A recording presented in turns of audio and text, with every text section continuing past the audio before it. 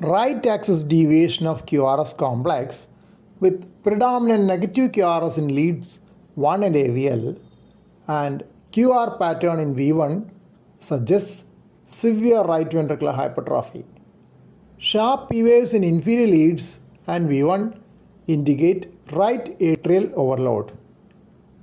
T wave inversion in inferior and anterior leads are secondary to right ventricular hypertrophy.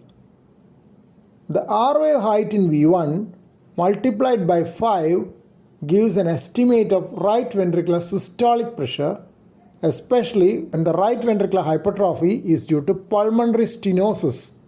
Other important cause of right ventricular hypertrophy is pulmonary hypertension, either primary or secondary.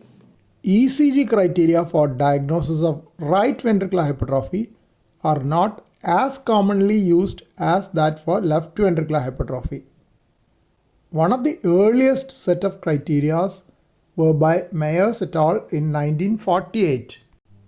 Tall R wave in V1 more than 6 mm, R by S ratio more than 1 in V1, deep S in V5 more than 10 mm, or deep S in V6 more than 3 mm were proposed by them.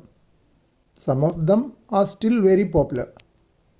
There were a few more criteria by them based on small s in V1, small s in V5, V6 and reduced R by S ratio in lateral leads, which are seldom used.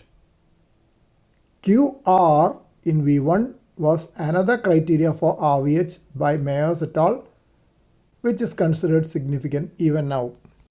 All of us are quite familiar with the Sokolov et al. Criteria for left ventricular hypertrophy. Criteria for right ventricular hypertrophy were also proposed by them in 1949. They were tall R in AVR more than 4 mm and RV1 plus SV5 or V6 more than 10.5 mm.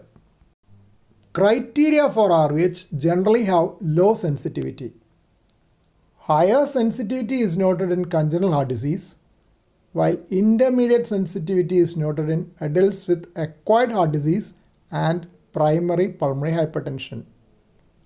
Least sensitivity is noted in chronic lung disease. Incomplete RBBB pattern in right ventricular volume overload and dominant R wave in right precordial leads in right ventricular pressure overload are well known.